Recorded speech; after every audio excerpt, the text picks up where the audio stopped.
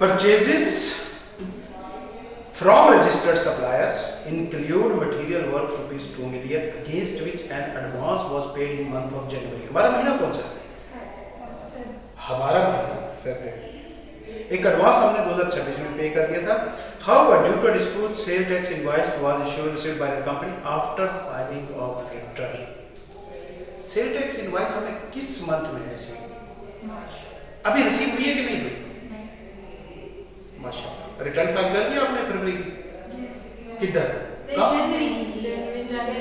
जनवरी की आपने कर दी है, फरवरी की आपने नहीं की। तो क्या बात कर रहा है कि आपको उसकी इनवॉइस कब रिसीव हुई? देखें, अगर तो हम खड़े फरवरी के अंदर, एडवांस कब पे किया था? जनवरी में। इनवॉइस कब मिली उसकी? फरवरी मार्च में? फेब में। उसने कहा बताया कि फेब में मिली? उसने कहा है रिटर्न सबमिट होने के बाद मिली। तो जनवरी को तो सबमिट। हाँ, जनवरी की रिटर्न सबमिट हो गई है, फेब की रिटर्न सबमिट नहीं हुई थी। समझ आ गई बात? फेब की रिटर्न सबमिट नहीं हुई थी, तो लिहाजा अब ये जो 2 मिलियन की परचेज है, ये किस साल में आ रही है? इसकी इनवॉइस हमें किस मंथ में मिली है? फेब में मिली है। तो किस वक्त हम टैक्स पे करते हैं? जब हम एडवांस पे करते हैं, जब हमें इनवॉइस मिलती है परचेजेस के केस में। दो चीजें थी, time of supply, time of purchase.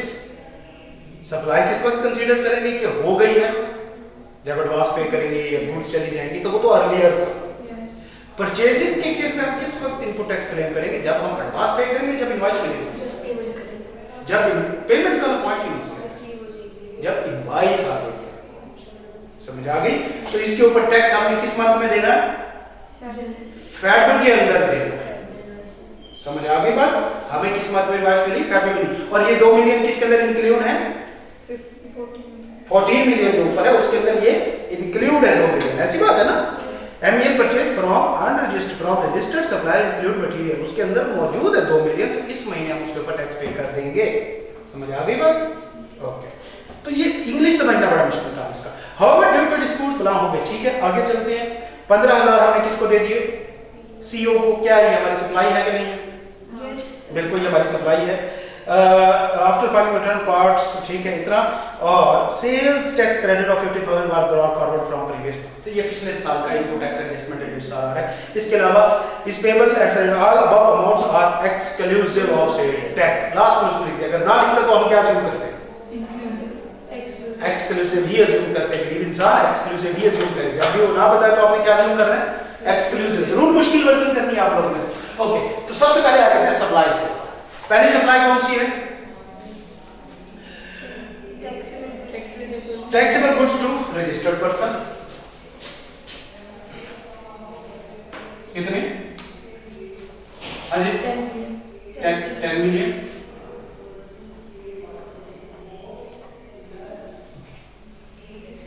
Multiply by 18%, कितना हो गया?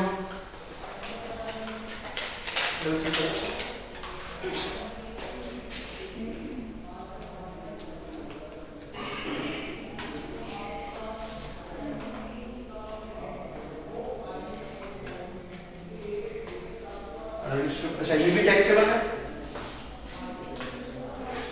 ये भी टैक्सेबल है। अच्छा, अनरजिस्टर्ड को कितना है? 3 मिलियन मल्टीप्लाई बाय 18%, कितना? 540,000 लेस कर दे सेल्स रिटर्न। ऐसी बात है। कितने थी सेल्स रिटर्न? सेल्स रिटर्न अब इस प्राइस 5 लाख मल्टीप्लाई बाय 18%। हाँ जी, कितना बना? 90,000 माइनस कर देंगे इनमें से। अच्छा जी, नॉर्मल टैक्सेबल सप्लाईज का आउटपुट टैक्स निकालेंगे ना? ये इसमें राइट्स नहीं आएगा सीईओ कौन सा? वो हाँ, आगे आगे चलते हैं। ओके, ये इसमें माइनस हो गया। सीईओ भी है, सीईओ वाली सप्लाईज टू सीईओ कितनी है? 15,000 मल्टीप्लाई बाय 18%, कितना हो गया? 2700 हो गया। इसके अलावा कोई और सप्लाई है देख लें एक बार जो टैक्सेबल हो, normal taxable supply. Claim material purchase goods works return by customer हो गया, न्यू मशीन की परचेज है, परचेजेस ठीक है, 15 ठीक है, नहीं बस इतना ही है। ऐसी बात तो नॉर्मल मुझे सिंटेक्स आउटपुट नॉर्मल वाला निकाल के दे दें। भाई हम कैलकुलेटर चलाएं बच्चा, प्रैक्टिस किया करें कैलकुलेटर की। क्वेश्चन भी समझ नहीं आ रहा। हां माशाल्लाह मुबारक। हां जी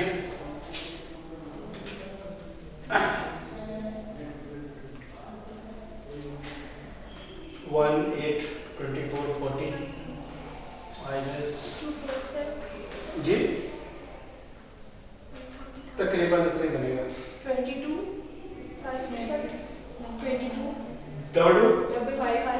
52 ठीक है। ये हमारा नॉर्मल आउटपुट टैक्स हो गया। अच्छा ये भी टैक्स से बने। आगे चले जरा जीरो रेटेड कितनी है भाई? 10 million multiply by 0% 0 exempt 2 million multiply by cash exempt. ऐसी बात जी। ओके जी। आउटपुट टैक्स हमारा कैलकुलेटर 22527 क्लियर? यहाँ तक कोई क्वेश्चन? 4% का लगा कि वर्किंग करना चाहिए नीचे वो जो हमने पे करना वो कर लेंगे, ऐड का ऐड कर लेंगे, कोई इशू नहीं। अच्छा उसके बाद अब हमने वर्किंग करनी है किसकी? वर्किंग टू इनपुट परचेजेस पे आएगा। पहली purchases from registered person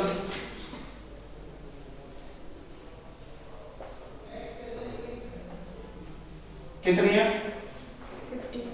15 million less करेंगे इसमें से 1 मिलियन मल्टीप्लाई बाय 18%। हाँ जी बताएं कितना?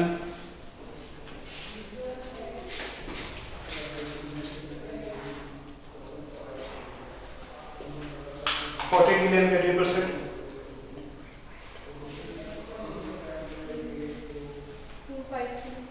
जी 252000 ओके जी। अच्छा जी कॉमन है या पोर्शन है? कॉमन है या पोर्शन है?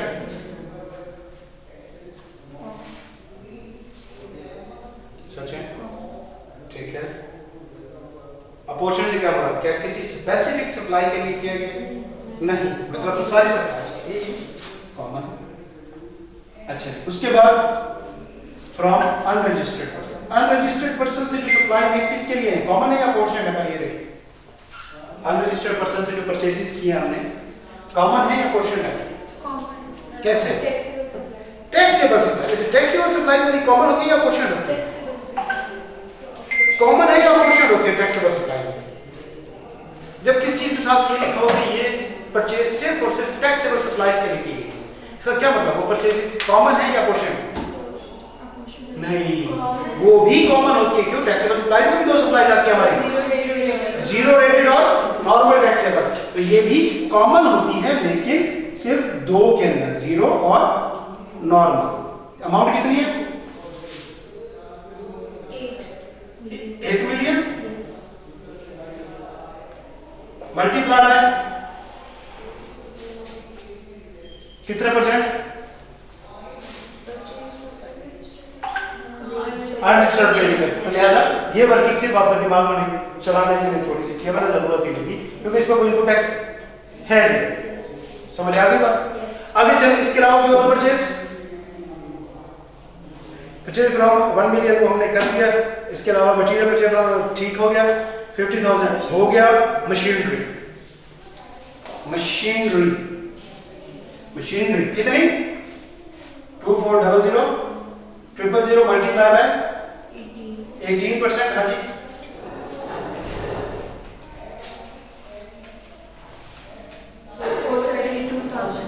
432,000 ये कॉमन है पोर्शन है?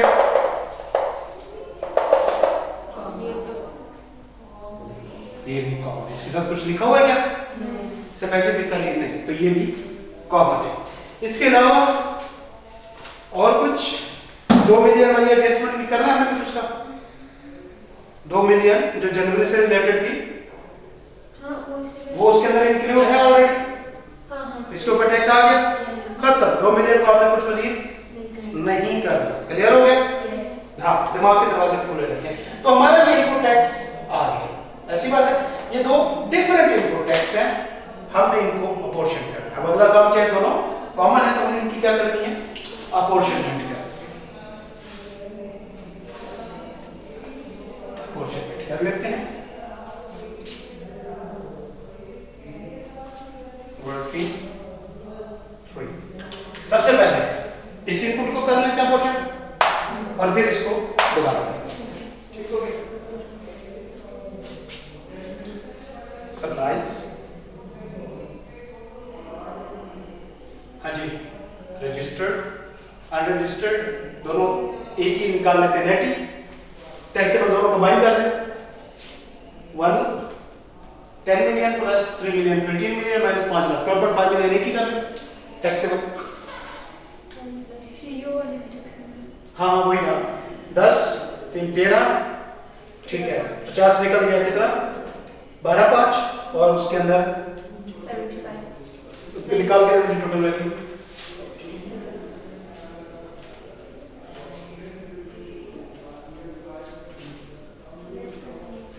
टैक्सेबल नॉर्मल, हाँ जी ना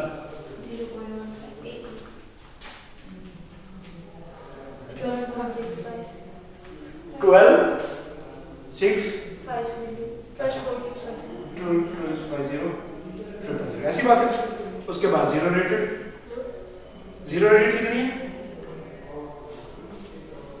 10 million 1 million zero rated supplies, ठीक है वो सही है, ठीक है वो 65 बनता है ना। ये हो गया ना 13 मिलियन हो गया, 5 लाख गया, 12.5 मिलियन वो 15,000 है। अच्छा 12 515 ठीक है। और जीरो रेटेड कितनी हो गई? 10 मिलियन और एग्जाम्प्ट कितनी हो गई? 2 मिलियन। ऐसी बात है, निकालें टोटल 22 24 2 4 5 1 5 000। ऐसी बात है। इनपुट टैक्स कौन से वाला पोर्शन कर रहे हैं? पहले वाला कितना है? 2520 000। ऐसी बात है। चल अपोर्शन करें इसको तीनों में।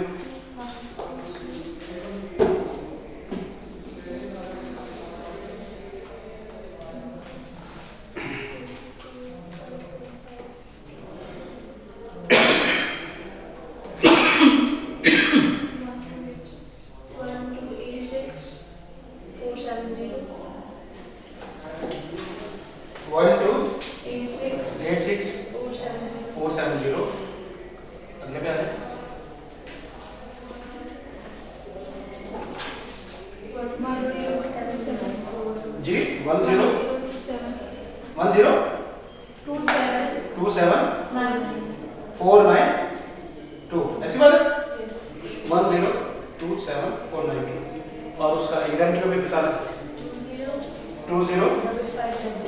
2055 ऐसी बात है। क्लियर हो गया? ये हमारा ये वाला पोर्शन हो गया। अब दूसरा फिक्स एसेट वाला पोर्शन क्या है? इसी के ही आगे इधर आप कॉलम बना लें फिक्स एसेट कितना 432 000। हाँ जी कितने वाला पोर्शन कर दे?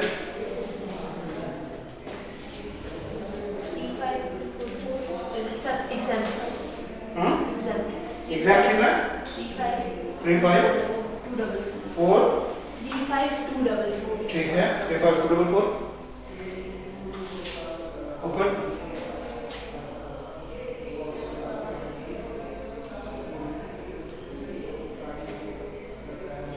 जीरो रेटेड 176219 176219 176219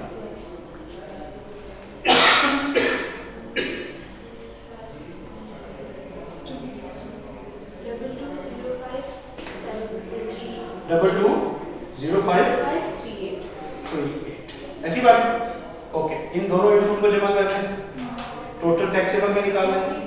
अच्छा, इसका निकालने अब दो तरीके, पहले इन दोनों को जमा करके निकालना है। देखिए, इनके ऊपर कोई हमें प्रॉब्लम नहीं है। ये क्या होगा सारा रिफंड, और ये क्या है डेट, ऐसी बात है। आउटपुट हमारा कितना निकला था टोटल 225270। ओके, समझ आ गई बात। उसके बाद लेस करना है इनपुट, इनपुट लेस करने का फॉर्मूला क्या है, लोअर ऑफ एक्चुअल। अच्छा, दो इसको पहले माइनस कर लो, इसको भी रहना, और आपने ये ही करना है फिक्स एसेट वाला श्योर। इसको उठाएं, समझ आ गई बात। कितना है ये लोअर ऑफ एक्चुअल 1 2